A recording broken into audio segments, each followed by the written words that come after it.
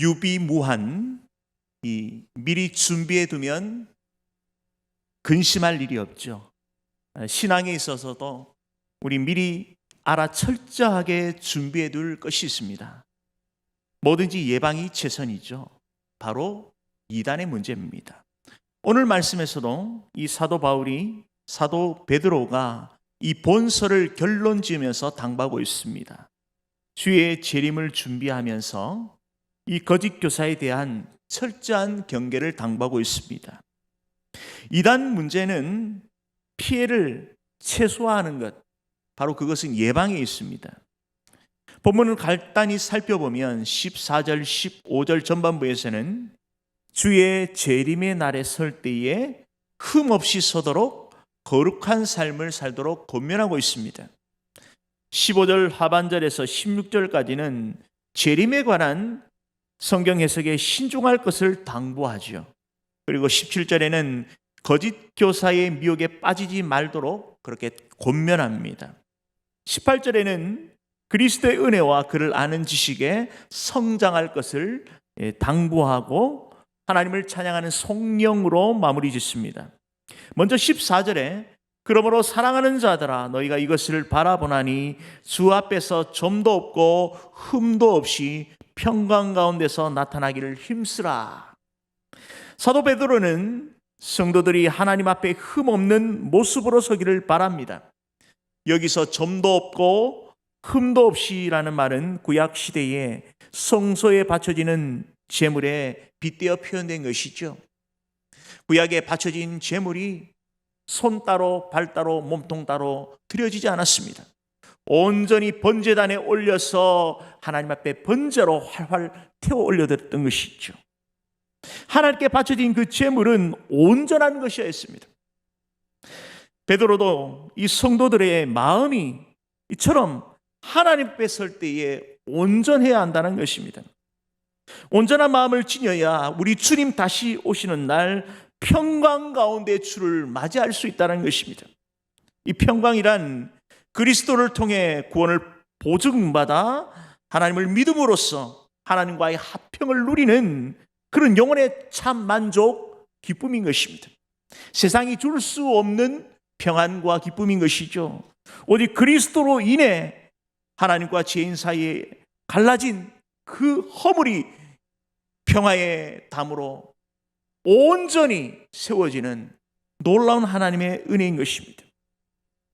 이것을 구약 성경의 헬라어 성경 번역에는 이 샬롬이라고 그렇게 번역하고 있습니다. 이는 궁극적으로 하나님이 주신 선물이죠. 힘쓰라. 이 힘쓰라는 이 어원적 의미는 온 힘을 다해 노력하다라는 뜻으로 부정 명령형으로 단호한 태도를 의미합니다. 전심전력하여 달려갈 것을 말씀하고 있지요. 구원받은 우리는 끊임없이 윤리적으로 순전한 삶을 살아야 하는 것입니다. 예수님의 그 산상 설교를 통하여서 마음이 청결한 자는 복이 있나니 그가 하나님을 볼 것이라 말씀하셨지요. 또한 시인은 고백합니다. 시편 24편 3절과 4절에 말씀하기를 여호와의 산에 오를 자가 누구며 그의 거룩한 곳에 설 자가 누구인가? 곧 손이 깨끗하며 마음이 청결하며 뜻을 허탄한 데 두지 아니하며 거짓 맹세하지 아니하는 자로다. 마음이 청결하여 허탄한 마음을 버리고 정직으로 무장된 성결한 삶을 사람들을 통하여 하나님이 일하십니다. 구약과 신약을 통과하는 그 십자가의 도가 성도의 그 순전한 삶을 통하여 드러나는 것이죠. 성도는 주님을 내 인생의 주인과 왕으로 모시고 날마다 말씀과 이 기도로 영적 불순물을 걷어내는 작업을 걸리해서는 안 되는 것입니다. 구원은 값없이 그리스도의 대속의 은혜로 부여되지만 성화의 과정은 이야기가 좀 다르죠. 주의 날을 대비하며 준비하는 성화의 삶은 공짜가 없습니다. 우리는 하나님 앞에서 거룩한 성전으로 부르심을 받았습니다. 구원받은 하나님의 권속으로 누릴 그 특권이 있는가 하면 거룩해야 할 우리의 의무가 있는 것이죠. 성도는 하나님 앞에 늘 순전하기를 힘써야 하는 것입니다. 이어서 15절 하반절에 형제 바울도 그 받은 지혜대로 너에게 이같이 썼고, 이는 바울도 베드로처럼 하나님께서 그의 사랑과 긍휼로 인하여 오랜 참으심으로 더 많은 사람이 회개하도록 재림을 지연시켰다라고 교훈하고 있습니다. 그 핵심이 담겨져 있는 말씀이 로마서 2장 4절에 표현되어 있습니다. 바울은 하나님의 길이 참으심으로 우리의 회개에 이르게 된다라고 고백을 하죠. 회개란 제 세력으로부터 구원받은 하나님의 권속의 순종인 것입니다. 이 회개에 대해서 잘못된, 왜곡된 해석을 하는 이단들이 있습니다. 우리는 전통적으로 단회적 회개와 계속적 회개를 인정하죠. 그리스도의 중성의 은혜로 일생에 단 한 번 고백되어지는 회개가 있습니다. 또한 생활 속에서 짓는 죄를 하나님 앞에 고백하며 죄를 고백하는 계속적 회개가 있는 것이죠. 계속적 회개를 부정하는 이단들이 있습니다. 잘못된 것이죠. 죄를 존재적으로 보는 것입니다. 성도는 죄를 지을 수 없다라는 것입니다. 성도는 신분적으로 의로운 신분입니다.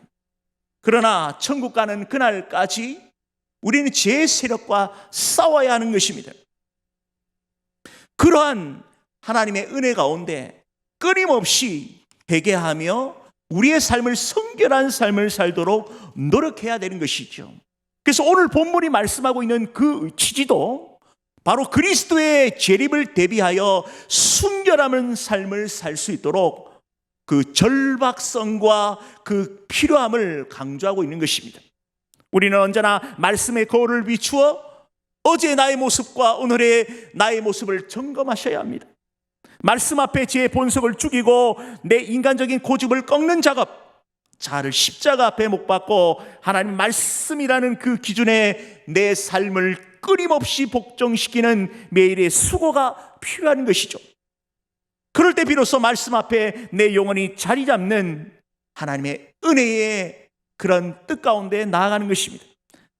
말씀에 내 삶을 맡기면 말씀의 능력과 그 역사를 체험하고 누리는 것이죠. 주의 날에 대비하여 하나님 앞에 서는 그 비결은 날마다 말씀 앞에 서는 것입니다. 늘 말씀 앞에 서서 흠없는 거룩한 삶을 살아냅시다. 16절과 17절 말씀에서는 이 주의 날에서는 유일한 기준이라 할 수 있는 이 성경에 대해 왜곡된 가르침과 거짓 교사를 철저히 경계하죠. 이들을 향하여 16절 중반절에 무식한 자들과 굳세지 못한 자들이다 표현하고 있습니다. 이는 거짓 교사들 또한 그들을 추종하는 무리들을 지칭하죠. 그들은 성경을 바르게 해석하는데 필요한 그 전통적인 사도의 가르침을 거부한 자들입니다. 굳세지 못하다, 이 원어적 의미는 unstable, 이 불안전하다는 뜻이죠. 이들은 그리스도에 대한 이해와 이 경험의 피상적인 그 자의적인 해석으로 성경을 잘못 해석하고 있는 것입니다. 바른 진리 위에 굳건하게 견지하지 못하고 있죠. 거짓 교사들은 사도 베드로가 활동하던 시대뿐만 아니라 오늘도 우리 주님 다시 오실 때까지 쉬지 않고 왕성하게 활동하고 있습니다. 현재 이단에 속한 교회나 단체의 사람들이 한국에만 200만에서 250만으로 추정하고 있습니다. 심각하죠. 나는 기독교인입니다라고 하는 사람이 4사람에서 5사람이 모여 있다고 한다면 적어도 한 사람은 이단에 속한 사람이라는 것입니다. 이단 문제는 간단하지 않습니다. 사랑하는 누군가가 이단으로부터 빼앗길 수 있다는 것을 알아야 하죠. 경각심을 가지고 예방하지 않으면 안 됩니다. 늘 이 피해자의 눈으로 이단을 바라봤을 때에 이단 문제를 올바로 대처할 수 있습니다. 이단은 가정 파괴, 주님의 피로 값주고 사신 교회를 무너뜨리는 것입니다. 그러나 교회 역사상 이단이 교회를 무너뜨린 적은 없습니다. 사도 베드로는 분명히 말씀하고 있습니다. 17절 중반절에 이것을 미리 알았은즉, 거짓 교사들이 다른 성경으로 미혹하는 것을 미리 알고 능히 대처할 수 있다는 것입니다. 마태복음 16장 18절 말씀에도 우리 주님께서 분명히 말씀하셨습니다. 내가 이 반석 위에 교회를 세우리니 음부의 권세가 이기지 못하리라. 이단은 이 역사 속에서 생겨났다가 없어졌다가 반복되죠. 그러나 교회는 반드시 승리합니다. 단 이단의 피해를 줄이기 위해서 예방이 중요한 것입니다. 이단은 영적 바이러스와 같습니다.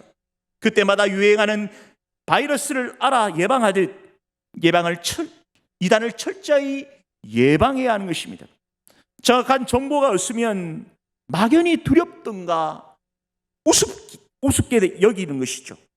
그러나 정체를 정확히 알면 두렵지 않고 우습지 않습니다. 올바른 대처를 할 수 있습니다.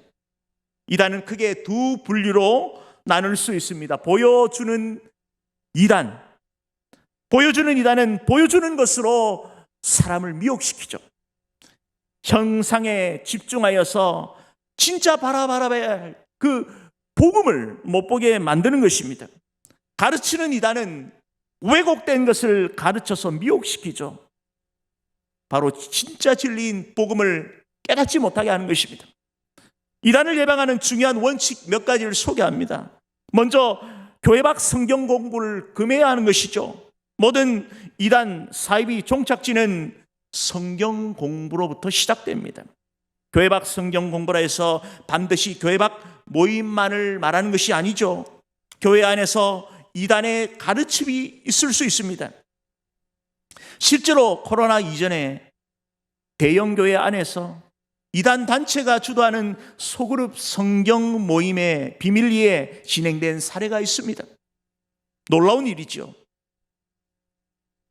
우리 교회가 공식적으로 허락한 성경 공부 모임 외에는 철저히 경계해야 하는 것입니다.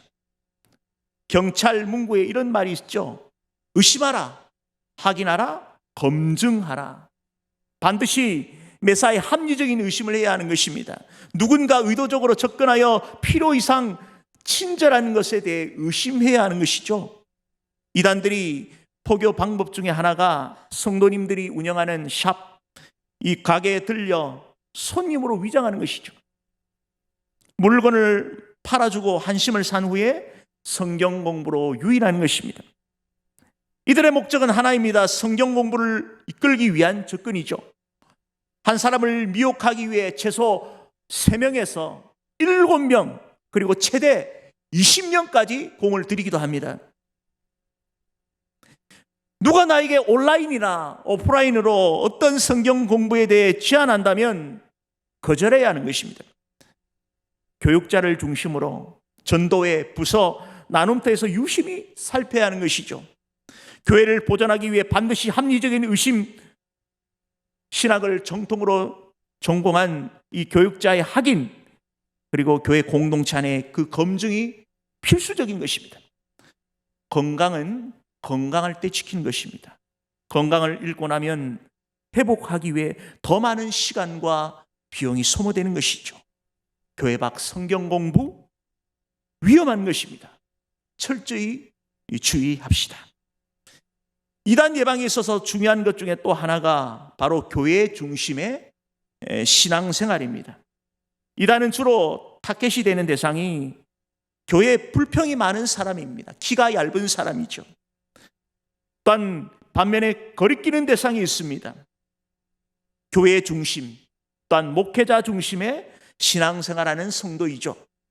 교회를 사랑하고 목회자를 존중하고 내가 속한 믿음의 공동체 나눔터를 소중히 여기는 건강한 성도에게는 이단이 접근하지 않습니다. 접근해봐야 소득이 없죠. 교회 중심의 신앙생활을 합시다. 또한 이단의 확실한 예방 중에 하나가 명확한 신앙 고백인 것입니다.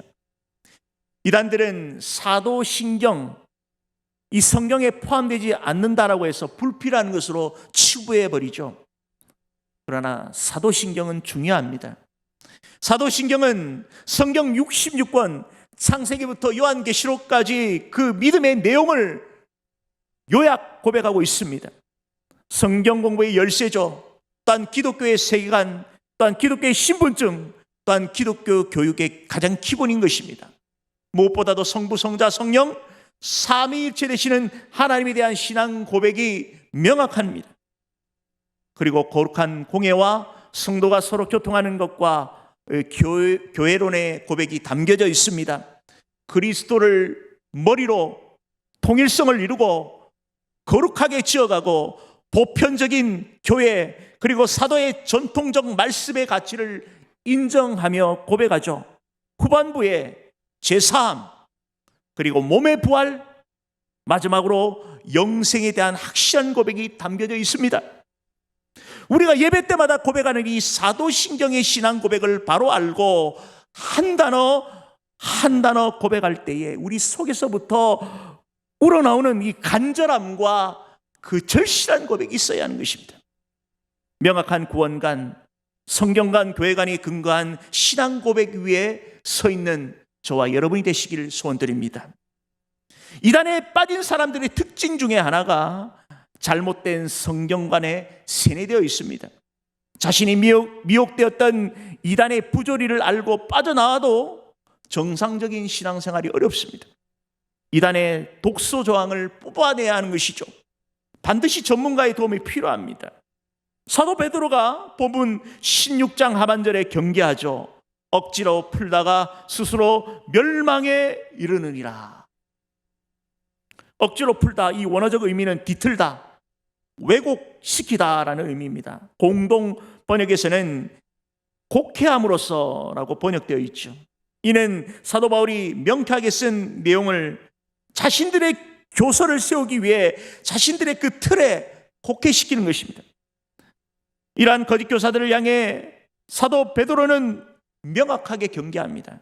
스스로 멸망에 이르게 한다는 거 고발하는 것이죠. 이단들은 자신만 멸망의 길로 빠지는 것이 아니라 바로 미혹시켜서 다른 사람까지도 멸망에 이르게 하는 것입니다. 이단을 미혹시키는 것 중에 하나가 바로 그 생소함입니다. 말씀이 새롭다는 것입니다.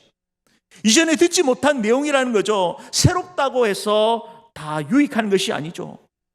검증이 필요합니다. 철저히 주의해야 하는 것입니다. 성경을 읽을 때도 반드시 문맥을 파괴해야 하는 것입니다. 성경 앞뒤 전 문맥을 파괴해야 하는 것입니다. 배경과 역사와 문화, 치리를 고려해야 하는 것이죠. 구약의 원어인 히브리어와 신학의 원어인 헬라어, 그리고 한글의 그 원어적인 의미를 파괴해야 하는 것입니다. 이단은 이를 다 무시하고 단어풀이 중심, 성구 중심, 자의적 해석을 합니다. 영적 분별력을 길러야 합니다. 말씀에 뿌리 내지 않는 사람은 쉽게 변질되죠. 변질이라는 것은 얼마나 무섭습니까? 어느 날 나도 모르게 변질되죠. 거짓된 속임수, 이단들의 그 미혹에 노출되어 있습니다. 말씀에 뿌리를 내리지 않기 때문에 바람에 나는 겨와 같은 것이죠. 내 영혼을 붙들어주는 말씀, 누군가 어떤 말씀으로 잘못된 길로 우리를 끌지라도 하나님의 말씀이 우리를 사로잡고 있다면 흔들리지 않는 것이죠. 지속적이고 올바른 이 성경 읽기로 신앙의 뿌리를 굳건히 세웁시다. 마지막으로 이 이단을 예방하는 방법이 건강한 공동체 안에서 속해야 한다는 것입니다. 어떻게 이런 황당한 교리를 믿을 수 있는가? 이런 의구심이 있을 수 있습니다. 그들의 교리가 합법적이거나 또한 이해할 만한 그러한 논리적인 것을 따지는 것이 아닙니다. 이단이 제공하는 그 안락함, 그들의 네트워크 속에 들어감으로써 누리는 그 보상 심리, 끈끈한 그들의 공동체, 그들만의 연대감, 여기에 빠지다 보니 비상식적, 말도 안 되는 것조차도 그냥 받아들이는 것이죠. 이렇게 좋은 사람이 말하는 교리라고 한다면 맞겠지. 점점 이단의 늪에 빠져드는 것입니다. 사람들이 좋은 말을 듣기보다 좋아하는 말을 듣습니다. 단순히 교리 비판을 넘어서 위장관계를 통해 급증되는 이단 예방을 하기 위해 반드시 좋은 신앙의 공동체를 강화해야 하는 것입니다. 우리 교회 그 나눔터 모임을 더 끈끈하게 유지해야 하는 것입니다. 방학이지만 나눔터 안에 서로 연락하고 독려하며 살피는 것을 소홀히 해서는 안 되죠. 서로 사랑하고 세워주는 아름다운 교제가 이룰 때에 이 이단의 검은 손이 감히 넘보지 못하는 진리에 든든히 서는 교회가 될 것입니다. 끝으로 베드로는 18절에 당부하고 있습니다. 오직 우리 주 곧 구주 예수 그리스도의 은혜와 그를 아는 지식에 자라가라. 그를 아는 지식은 무엇입니까? 바로 하나님의 자녀됨, 그 영생의 그 약속을 받은 자만이 누릴 수 있는 완전한 지식인 것입니다. 이는 우리 주님의 그 재림을 통해 완전히 계시될 때까지 그 진리 안에 우리가 날마다 경험되어지는 우리의 믿음의 삶인 것이죠. 점점 깊어지고 더 넓어지고 점점 확대될 것입니다. 대천교회 우리 모든 군속이 이 진리 위에 굳게 서는 신앙의 거장이 됩시다.